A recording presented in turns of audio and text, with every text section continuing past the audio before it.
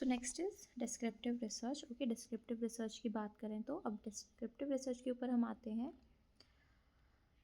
So this is, जैसे कि मैंने बताया कि किसी भी एक चीज़ को, फेनोमेना को बहुत डिटेल्ड में जब हमें बताना है तब हम यहाँ पर डिस्क्रिप्टिव रिसर्च का यूज़ करेंगे। लाइक हिस्ट्री के कोई इवेंट्स हैं उनको हमें बताना है, या फिर कैसे एक वेरिएबल दूसरे वेरिएबल को इफ़ेक्ट कर रहा है वो सब हमको बताना है, तब हम यहाँ पर डिस्क्रिप्टिव रिसर्च को यूज़ करते हैं। ओके, तो इसके की फीचर्स क्या क्या हैं? एक तो इसको कोई मैनिपुलेट नहीं कर सकता, नॉन मैनिपुलेटिव है, क्वालिटेटिव भी हो सकता है, क्वांटिटेटिव भी ऑफ कोर्स, क्रॉस सेक्शनल होगा, लाइक किसी भी पीरियड ऑफ टाइम पर हम डेटा को कलेक्ट कर लेंगे, एक्सप्लोरेटरी भी है क्योंकि कुछ फाइंड भी कर रहे हैं ऑफ कोर्स हम, एंड ऑब्जर्वेशनल भी होता है क्योंकि टाइम टू टाइम, अगर क्रॉस सेक्शनल है तो टाइम टू टाइम हमें उसे ऑब्जर्व भी करना पड़ता है ना। इसके भी डिस्क्रिप्टिव के भी डिफरेंट टाइप्स हैं। सबसे पहला है केस स्टडीज़ होती हैं जो अलग अलग, जिसमें हम इन डेप्थ इन्वेस्टिगेशन करते हैं किसी एक ग्रुप का, किसी एक इंडिविजुअल पर्सन का, या किसी भी एक इवेंट का। ओके, दूसरा सर्वे की फॉर्म में, लाइक हमने क्वेश्चनेयर्स बना लिए, इंटरव्यूज़ ले लिए डेटा को गैदर करने के लिए, डेटा कलेक्ट करने के लिए।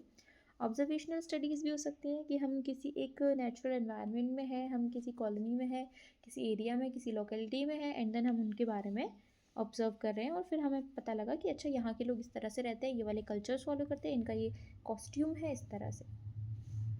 लास्ट है इसमें कंटेंट एनालिसिस, कि किसी कम्युनिकेशन के बेसिस पर मीडिया डॉक्यूमेंट्स को हमने कलेक्ट किया, देन उसके बेसिस पर हम किसी एक रिजल्ट पर आए। ओके, तो ये हो गया content analysis. Next is historical research, of course about historical events ये रिसर्च हो रही होगी, जो भी पास्ट इवेंट्स हुए हैं या कोई फेनोमेना होता आ रहा है इतने टाइम से, उसके क्या कॉन्सिक्वेंसेज है किस चीज़ के, तो हम उससे रिलेटेड बहुत सारी जो भी इंफॉर्मेशन हमारे पास थी हमने उसको गैदर किया, एंड देन हमने उसके बारे में डिटेल में पढ़ाई करी एंड देखा कि अच्छा ओके, पहले राजा महाराजा ऐसे रहा करते थे, एंड देन उनका यहाँ फोर्ट था, ये लड़ाइयाँ हुई, ये सारी चीज़ें। नाउ की फीचर्स क्या क्या है इसके? एक तो कॉन्टेक्चुअल होगा, ऑफ कोर्स इतना सारा कंटेंट है, ओके, हिस्ट्री से रिलेटेड आपको सबको पता है। एक क्रोनोलॉजिकल ऑर्डर होगा, सीक्वेंस में हुए सारे हिस्ट्री के इवेंट्स, तो हम उसी तरह से पढ़ते हैं उन्हें। रिलायंस इन प्राइमरी सोर्सेज से रिलेटेड, ओके। देन और भी अदर टाइप्स हैं, descriptive research, analytical, comparative, okay, इस तरह से ये हिस्ट्री जो हिस्टोरिकल रिसर्च है डिस्क्रिप्टिव भी हो सकती है, एनालिटिकल भी हो सकती है, कंपैरेटिव भी हो सकती है। ओके, चैलेंजेस क्या क्या है? एक तो सोर्सेज, क्योंकि आपको पता है जो रूलर्स आए थे कुछ, उन्होंने काफ़ी सारे जो लाइक हमारे रिसोर्सेज थे उनको डिस्ट्रॉय कर दिया था, तो अभी हमारे पास जितना अवेलेबल है, हुआ काफ़ी कुछ था बट उतना हमारे पास है नहीं अभी एविडेंस, कि फ्रेगमेंटेड डेटा बहुत अलग अलग जगह पूरी कंट्री में फैला हुआ है हिस्ट्री हमारी, तो उसको कलेक्ट करना थोड़ा सा मुश्किल है। ओके, मॉडर्न ट्रेंड्स क्या हैं इसमें हिस्टोरिकल रिसर्च के अंदर?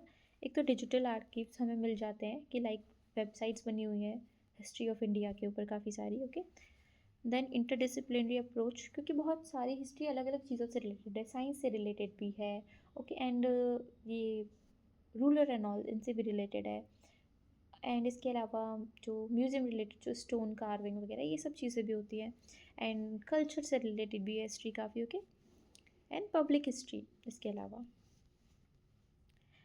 ना थीसिस एंड आर्टिकल राइटिंग, जो थीसिस या आर्टिकल हमें कैसे लिखना है, तो पहले तो हमें एक स्ट्रक्चर डिज़ाइन करना होता है, देन एक एब्स्ट्रैक्ट लिखते हैं हम आर्टिकल राइटिंग के लिए कि ये मेरा जो मैंने स्टडी यहाँ से शुरू की थी एंड यहाँ तक आई एंड ये मेरा रिजल्ट आया इस टाइप से। फिर इंट्रोडक्शन देंगे जिस भी चीज़ है उसके बारे में पूरा। लिटरेचर रिव्यू होता है कि लाइक पुरानी ये चीज़ें थी एंड हमने इससे ये कंक्लूड किया। एक मेथडोलॉजी होगी जिसके बेसिस पर हमने अपनी रिसर्च को बनाया, प्रिपेयर किया। ओके, देन डेटा एनालिसिस होता है कि ये डेटा था, हमने इसको लिया रॉ डेटा एंड उसको एनालाइज किया पूरा। रिजल्ट्स होंगे फिर उस डेटा के बेसिस पर, उसी के बेसिस पर डिस्कशन, एंड लास्ट में कंक्लूजन। कंक्लूजन के बाद रेफरेंसेस देंगे हम कि यहाँ से हमने ये चीज़ें ली। ओके, एंड एकेडमिक राइटिंग, फिर वो पूरे इसको एक राइटिंग में कन्वर्ट कर देंगे। साइटेशन स्टाइल भी होता है, जैसे लाइक आप हम एपीए यूज़ करते हैं सोशल राइटिंग्स के लिए। ओके, देन प्लेगरिज्म चेक करते हैं कि कहीं ऐसा तो नहीं कि बहुत ज़्यादा हमने कहीं से डेटा उठा लिया है एंड हमने उसको क्रेडिट नहीं दिया हुआ है, तो फिर वो वहाँ पर हम प्लैग चेक कर सकते हैं, तो which should be less than 40%। Okay, for an article writing, and कहीं कहीं पर 20% से भी कम मांगते हैं। देन पीयर रिव्यू करवाएंगे हम, उसके बाद लास्ट में जर्नल का सबमिशन कर देंगे और ये पब्लिश हो जाएगा फिर आपका ना। फॉर्मेट ऑफ साइटेशंस, जो जिसकी मैंने भी बात की कि साइटेशंस जो हम देते हैं रेफरेंस राइटिंग के लिए जो रेफरेंसेस देते हैं हम लास्ट में उसके लिए। तो सबसे पहले APA की बात करें जिसको हम कहते हैं अमेरिकन साइकोलॉजिकल एसोसिएशन। ओके, तो ये किस में यूज़ होता है? सोशल साइंसेज में, जिसमें कि साइकोलॉजी, एजुकेशन या और भी फील्ड्स आते हैं। ये बताता है कि जो फॉर्मेटिंग किस तरह से करनी है। Okay, 1 minute. Okay, now next is MLA style which is modern language association. Okay, तो ये किस लिए यूज़ होता है? ह्यूमैनिटीज़ जैसे literature, philosophy and other art disciplines. इसमें भी टेक्स्ट साइटेशंस है। Chicago style, university of Chicago ने इसको दिया था। ये भी हिस्ट्री एंड आर्ट्स के लिए यूज़ होता है। ओके, तो इसमें 2 टाइप का डॉक्यूमेंटेशन सिस्टम है, एक तो नोट्स एंड बिब्लियोग्राफी स्टाइल, दूसरा ऑथर डेट सिस्टम। ओके, अब हार्वर्ड रेफरेंसिंग जो है इसमें भी एकेडमिक राइटिंग आती है। यूके एंड ऑस्ट्रेलिया में मेजरली इसको यूज़ किया जाता है एंड ये इन टेक्स्ट एंड रेफरेंस लिस्ट दोनों के लिए यूज़ होगा। ओके, तो इन टेक्स्ट का मतलब यहाँ पर ये है कि जब भी कोई हम लिख रहे हैं रिसर्च पेपर वगैरह, तो उसके अंदर जो हमें डिटेल्स देनी है उससे रिलेटेड भी ये हमें बताता है कि लाइक कौन सा फॉन्ट यूज़ करना है, पब्लिकेशन ईयर क्या है, ये सब। एंड रेफरेंस लिस्ट में हम जितने भी हमारे रिसर्च पेपर जो भी हमने जहाँ से डेटा लिया, कुछ भी लिया, वो सब कुछ पेपर के एंड में। ओके, बिब्लियोग्राफी क्या होती है? जितने भी सोर्सेज हमने लिए, चाहे बुक हो, कोई वेबसाइट हो, ठीक है, रिसर्च पेपर है, वो सबका पूरा एक गैदरिंग। साइटेशन में मैनेजमेंट टूल्स भी है जिनको हम कहते हैं EndNote, Zotero and Mendeley. Okay, याद रखिएगा साइटेशन टूल्स कौन कौन से हैं? EndNote, Zotero and Mendeley. Book book के साइटेशन कैसे देने हैं? ओके, तो सबसे पहले इन्फो बुक, देन ऑथर का इन्फॉर्मेशन, देन टाइटल लिखना है, पब्लिशर, फिर ईयर एंड उसके अलावा बाकी की सारी डिटेल्स लाइक पेज नंबर वगैरह अगर आपको कुछ लिखना है तो फिर लास्ट में वो आएगा। सबसे पहले बुक का नाम, ऑथर कौन है, टाइटल क्या है, ओके, पब्लिशर कौन है, देन ईयर, देन बाकी की सारी डिटेल। जर्नल आर्टिकल के लिए लिखना है तो सबसे पहले ऑथर का नाम आएगा, फिर टाइटल आएगा, फिर जर्नल का नाम, देन वॉल्यूम, किस वॉल्यूम में पब्लिश हुआ है, किस इशू में हुआ, उसके बाद लास्ट में पेज नंबर। कोई वेबसाइट अगर आप दे रहे हैं तो ऑथर या ऑर्गेनाइजेशन का नाम पहले, देन टाइटल, फिर वेबसाइट, फिर उसका URL and then date of access, किस डेट को एक्सेस हुआ है। क्वालिटेटिव रिसर्च की बात करें, मैं पहले ही बता चुकी हूँ, तो ये ज़्यादातर एक्सपीरियंस के बेसिस पर परसेप्शन एंड सोशल फेनोमेना से रिलेटेड होती है। डेटा कलेक्शन यहाँ पे कैसे होते हैं? तो नॉन न्यूमेरिकल डेटा है। ओके, तो ओपन एंड सर्वेस के थ्रू एनालिसिस कैसे करना है? थीमेटिकली होगा। ओके, पैटर्न्स एंड मीनिंग्स के ऊपर हम ज़्यादा फोकस करेंगे। आउटकम में in depth understanding and insights मिलेंगे हमें डिफरेंट फैनोमेना से रिलेटेड। ओके, तो ये होता है इसके अंदर क्वालिटेटिव के अंदर, क्योंकि हमारे पास डेटा ऐसा है कि लाइक हमने स्टडी की कि इंडिया में कितने लोग हैं जो कि गोरे हैं, कितने काले हैं, कौन है जिनकी brownish tone, wheatish brown tone है। तो इस तरह से हमने इंडियन टोन के ऊपर स्टडी किया, देन हमने एक क्रीम लॉन्च किया, तो उससे रिलेटेड हमें डेटा जो है वो काफ़ी इस टाइप से होगा कि हमें उसको क्वालिटेटिव में देन कन्वर्ट करना पड़ेगा, क्वांटिटेटिव में, सॉरी। सो क्वांटिटेटिव का नेचर क्या है? एक तो क्वांटिफाइंग होगा, न्यूमेरिकल या स्टैटिकल एनालिसिस बेसिस होगा। डेटा हम सर्वेज, एक्सपेरिमेंट से भी निकाल सकते हैं। ओके, एनालिसिस यहाँ पर कैसे होगा? कोई भी स्टैटिकल टूल या हाइपोथेसिस को यूज़ करके या कोरिलेशन बना सकते हैं कि ये वाली वैल्यू कम हो रही है तो ये वाली इंक्रीज हो रही है, इस तरह से। इसका आउटकम क्या है? एक तो एविडेंस बेस्ड है। ओके, क्योंकि हमने टेस्ट कर रहे हैं भाई, एक्सपेरिमेंट्स लगा रहे हैं, वैल्यूज़ है हमारे पास, देन उससे आ रहा है। स्टेप्स इन रिसर्च हम पहले भी पढ़ चुके हैं, एक बार और डिटेल में पर इसको देख लेते हैं। ओके, कि कैसे आपको अरेंज करने में सीक्वेंस में आ सकता है। तो सबसे पहले अगर जब हमें प्रॉब्लम ढूंढनी है कोई, कि इस प्रॉब्लम से रिलेटेड मुझे रिसर्च करनी है, तो आपका ऑब्जर्वेशन पावर अच्छा होना चाहिए ऑफकोर्स, तभी आपको पता लगेगा कि इस जगह प्रॉब्लम है। देन उसका लिटरेचर रिव्यू किया, अब इस जगह के लिए कोई काम हुआ है या नहीं हुआ है, और पास्ट में हुआ है तो कैसे हुआ और क्या प्रॉब्लम्स आई उसमें। देन ब्रेनस्टॉर्म में आप सोचेंगे कि कैसे मुझे इस चीज़ को करना है क्या। ओके, देन उसके बाद आपके प्रैक्टिकल चैलेंजेस आएंगे उस चीज़ को फुलफिल करने में, और उसके बाद आपको पर्सनल इंटरेस्ट होना चाहिए उस चीज़ में, उस चीज़ को ठीक करने के लिए। ओके,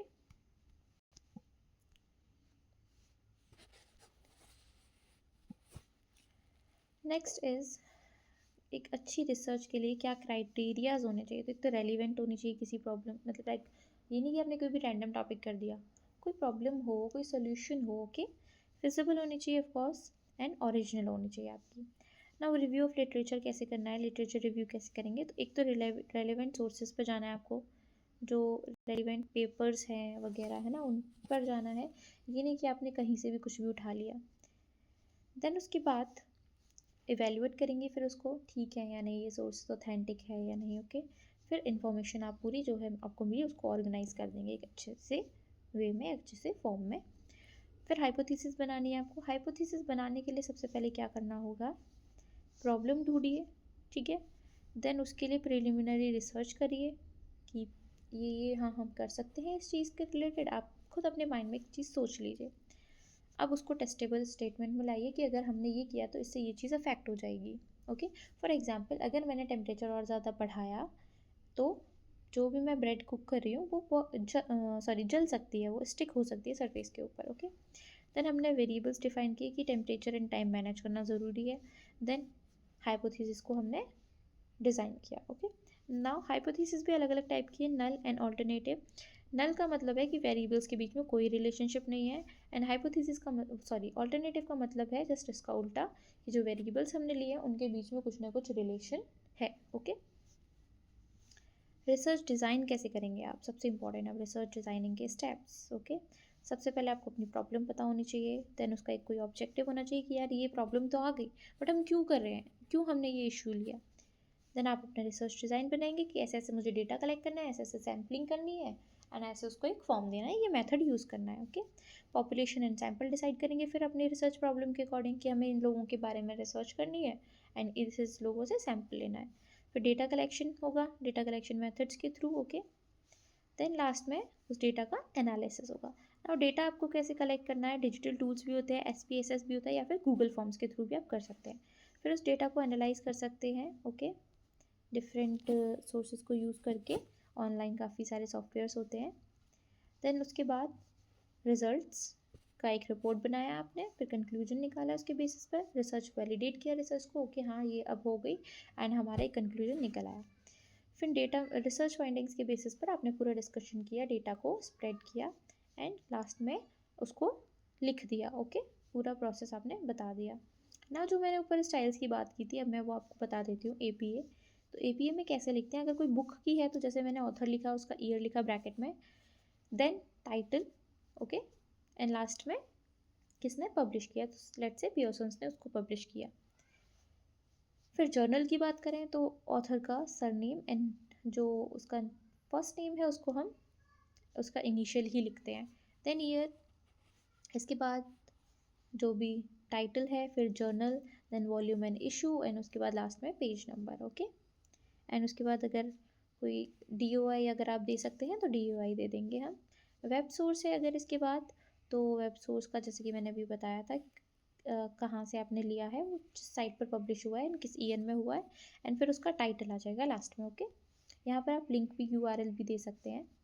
MLA की अगर बात करें, बुक इसमें देखिए थोड़ा सा अलग है, इसमें हम पूरा नाम लिख रहे हैं। ओके, देन हमने बुक का नाम लिखा, फिर उसमें जो चैप्टर है उसका नाम लिखा, एंड देन लास्ट में ईयर आएगा। इसमें जर्नल आर्टिकल लिख रहे हैं तो यहाँ पर नाम आ रहा है, ओके, पूरा सरनेम्स नहीं है, देन नाम लिखा हमने, ओके, मतलब कि टाइटल, देन किस में पब्लिश हुआ वो, किस वॉल्यूम में, इशू में, एंड लास्ट में पेज नंबर। वेब सोर्स की बात करें तो सबसे पहले यहाँ पर टाइटल आया है, फिर किस जगह पब्लिश हुआ है वो, फिर किस ईयर में, लास्ट में उसका URL।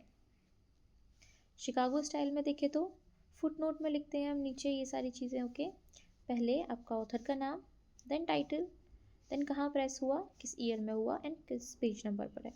बिब्लियोग्राफी में अगर हम लिखेंगे तो इसको अलग तरह से लिखेंगे, अब नाम बाद में चला गया, सरनेम पहले आ गया, फिर देन टाइटल, फिर देन कहाँ हुआ, एंड किस ईयर में हुआ, यहाँ पर पेज नंबर नहीं है। ओके, हार्वर्ड स्टाइल की बात करें, बुक अगर लिख रहे हैं तो पहले सरनेम, देन नेम के initial, then year, then book का नाम, कहाँ प्रेस हुआ वो। ओके, वेबसाइट लिख रहे हैं तो पहले वेबसाइट का नाम, फिर देन टाइटल, फिर देन वेबसाइट का URL। ओके, जर्नल अगर आप लिख रहे हैं तो नाम, सॉरी, सरनेम, नेम का initial, year, then title, then किसने लिखा है इसको, volume and issue, and last में पेज नंबर। ओके, रिसर्च में आईसीटी का क्या यूज़ है? एक तो आईसीटी का यूज़ है यहाँ पर डेटा कलेक्शन के लिए, लाइक हम कोबो टूल यूज़ करेंगे, ओपन डेटा किट यूज़ करेंगे डेटा कलेक्शन के लिए। डेटा एनालिसिस के सॉफ्टवेयर जैसे कि मैंने बताया मैटलैब है, ओके, पाइथन है एंड एसपीएसएस है ना। कोलैबोरेशन में भी काम आता है पूरे डेटा को एक जगह कलेक्ट करने के, एंड डिसेमिनेशन में भी काम आएगा। तो डेटा कलेक्शन करना कैसे है? ओके, मोबाइल डेटा कलेक्शन जब हमें अलग अलग जगह से डेटा कलेक्ट करना है तो हम कोबो टूल बॉक्स को या फिर ओपन डेटा किट को यूज़ करेंगे। रिमोट सेंसिंग अगर करनी है तो हम सैटेलाइट इमेजिंग या फिर जीआईएस सॉफ्टवेयर को यूज़ कर सकते हैं, या फिर इंटरनेट ऑफ थिंग्स को भी हम यूज़ कर सकते हैं। अगर डेटा एनालाइज करना है तो बिग डेटा टूल्स कौन कौन से हैं? अपाचे, हैडूप या फिर स्पार्क। अगर मशीन लर्निंग के थ्रू करना है तो देन टेंसरफ्लो एंड पाइटॉर्च। और अगर डेटा की माइनिंग करनी है, कहीं से ढूंढ ढूंढ कर निकालना है डेटा हमें, तो हम रैपिड माइनर एंड नाइम यूज़ करेंगे। ओके, ना कोलेब्रेशन एंड नेटवर्किंग के लिए क्लाउड बेस्ड डेटा जैसे कि गूगल ड्राइव, वन ड्राइव या ड्रॉप बॉक्स होते हैं आपके। रिसर्च कोलैबोरेशन अगर आपको करना है, ओके, तो देन आप ResearchGate, Academia, edu edu network इनको प्रेफर कर सकते हैं। देन सॉफ्टवेयर अगर देखना है तो आपके पास गिटहब एंड गिटलैब है, ओके, कोलैबोरेशन के लिए। और डिसेमिनेशन एंड पब्लिश कैसे करेंगे डेटा? एक तो ऑनलाइन एकेडमिक जर्नल्स होते हैं जैसे कि JSTOR एंड एल्सेवियर, आपने सुना होगा। इसके अलावा प्री प्रिंट आर्काइव्स भी होते हैं जहाँ पर आपको एज अ प्री प्रिंट आपका वो मिलेगा, पब्लिश नहीं हुआ है बट आप उसको पढ़ सकते हैं, डाउनलोड कर सकते हैं थ्रू सम सब्सक्रिप्शन और समथिंग। तो ये आर्काइव एंड बायो आर्काइव है, okay. Then open access publishing में PLOS One एंड DOAJ आता है, DOAJ। Now epistemology. So what is epistemology? The study of knowledge and how we know what we know. Okay, this is epistemology. हमें कैसे पता कि ये चीज़ हो रही है, कैसे पता चला? ओके, तो वो जो फेनोमेना है उसको हम बोलते हैं एपिस्टेमोलॉजी। एंड ऑन्टोलॉजी का मतलब होता है रियलिटी एंड एग्जिस्टेंस पर बिलीव करना। लाइक कुछ लोग तो हैं कि हाँ भगवान होते हैं, वेद पुराण जितने भी उनको पढ़ के एंड मान लिया, तो ये एपिस्टेमोलॉजी हो गई। ऑन्टोलॉजी होती है जिन लोगों ने एक्चुअल में देखी वो चीज़ें, वो उस पर बिलीव करें। लाइक कुछ लोग अपने गुरुजी को फॉलो करते हैं, ओके, तो उन्होंने देखा कि ये है, वो गुरुजी वो ये नहीं वो भगवान मान रहे हैं कुछ, वो ये देख रहे हैं कि ये हमें अच्छा पाठ पढ़ा रहे हैं, तो लाइक हम इन्हें फॉलो करते हैं, तो वो रियलिटी पर यकीन कर रहे हैं। तो इस तरह से होता है कि कुछ लोग आपको मिल जाएंगे जो जो एग्जिस्ट लाइक भगवान है लोगों के लिए in the form of that मूर्ति, ओके। तो वो लोग उस तरह से मानते चले आ रहे हैं कि हाँ हमारा इतिहास था एंड देन वो कर रहे हैं। कुछ लोग होते हैं जिनको लगता है मूर्ति पूजन में जो बिलीव नहीं करते, तो उन्हें लगता है कि हमारे सामने हमारे गुरुजी, हम इनको पूज लेते हैं, तो वो ऑन्टोलॉजी हो गई। Then axiology, study of values and ethics in research, okay. Values ethics जो है वो बहुत ज़्यादा ज़रूरी है, तो उनके बारे में पढ़ना कि आपका रिसर्च में प्लैग नहीं होना चाहिए, कहीं से कॉपीड नहीं होनी चाहिए, आपका खुद का ओरिजिनल राइटिंग होनी चाहिए, ओरिजिनल डेटा होना चाहिए, आप किसी और के पेपर को अपने नाम से पब्लिश नहीं कर सकते, ये सारी चीज़ें। ना पैराडिग्म क्या होता है कि एक फ्रेमवर्क होगा जिसमें ये सारी असम्पशंस प्रैक्टिसेस होंगे जिसके बेसिस पर हम किसी भी एक साइंटिफिक डिसिप्लिन की बारे में पढ़ रहे हैं या उसके बारे में जानते हैं। ना फेनोमेनोलॉजी का मतलब है कि किसी एक इंडिविजुअल के अपने लिविंग एक्सपीरियंस जो है उसके उस पर लाई करती है, ओके, उसके उस पर फोकस करना, उसके बारे में पढ़ना। लाइक हम अपना एक डेली रूटीन ब्लॉगिंग में डाल देते हैं, तो ये एक तरह से एक फेनोमेनोलॉजी हो गई ब्लॉगिंग की, ओके।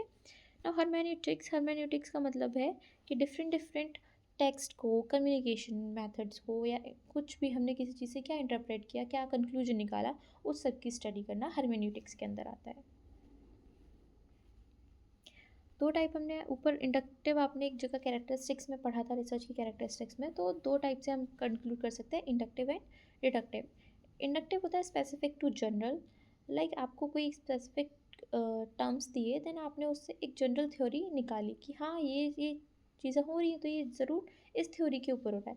कि लाइक आपको दिखा कि एप्पल पेड़ से नीचे गिरा, तो आपको पता चला यहाँ पे ग्रेविटेशनल की थ्योरी लग रही है। एंड डिडक्टिव में ये होगा कि आपको थ्योरी दी हुई थी पर आपको पता चला कि ग्रेविटेशन कहाँ कहाँ अप्लाई हो रहा है, जहाँ जहाँ चीज़ अपने आप ज़मीन पर आकर गिर रही है, ओके। एबडक्टिव भी हो सकता है देन, तो एबडक्टिव में क्या आएगा, जहाँ पर भी एक्सप्लेनेशन RE निकल करके ऑब्जर्वेशन से, लाइक हमने कुछ ऑब्जर्व किया, कहीं पर भी कुछ भी चीज़ ऑब्जर्व की एंड देन हमने उससे कुछ कंक्लूड किया, कुछ एक्सप्लेनेशन निकाली अपनी, ओके, तो वो हो गया एब्डक्टिव। इसके अलावा राइगर होता है। राइगर का मतलब है कि क्वालिटी मेंटेन करना रिसर्च के अंदर, okay. Now the next is cohort study. Cohort study का मतलब है एक लॉन्गिट्यूडनल स्टडी का टाइप है जिसमें कि ग्रुप या लोगों के बारे में, उनकी कैरेक्टरिस्टिक्स के बारे में हम एक लॉन्ग टाइम तक स्टडी करते रहते हैं, ओके। ना पायलट स्टडी उसी का जस्ट उल्टा ही एक small scale trial based study है, ओके, जिसमें कि हम प्रोसीजर्स या मेथड को टेस्ट करते हैं randomly, okay. Hypothetico deductive research. Hypothetico deductive क्या है? अब यहाँ पर हमने डिडक्टिव भी है प्लस एक हाइपोथेसिस फॉर्म की, ओके।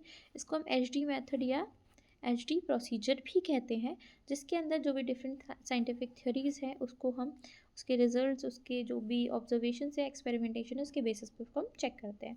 लाइक ये दो चीज़ें आपस में रिलेटेड हैं, ये हम हाइपोथेसिस की तरह देखेंगे। एंड डिडक्टिव ऐसे कि आपको एक जनरल थ्योरी दिया, देन आप उससे कंक्लूजन्स निकाल रहे हैं दो चीज़ों के बीच में, ओके।